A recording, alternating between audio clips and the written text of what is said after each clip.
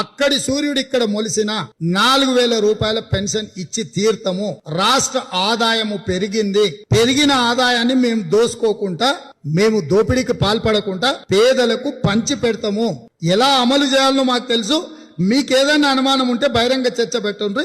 అన్నిటికీ ఆర్థిక లెక్కలతో పాటు సంపూర్ణంగా మేము ప్రజలకు వివరించి చెప్తాము. రాష్ట్రం ఆర్థికంగా బాగా లేదు, అప్పు పుడతలేదు, అనా పైసా ఎవడు ఇస్తలేడు.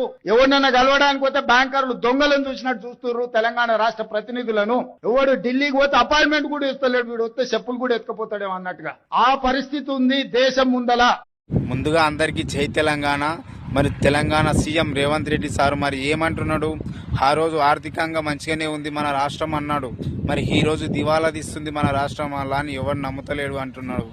మరి తెలంగాణ రాష్ట్రంలో 33 జిల్లాలలో మరి ఏ జిల్లాలో అయినా సరే మరి ఏ అవ్వకు ఏ తాతకు 4,000 పింఛన్ ఇచ్చినట్లు ఉంటే ఒక్కసారి కామెంట్ చేయండి.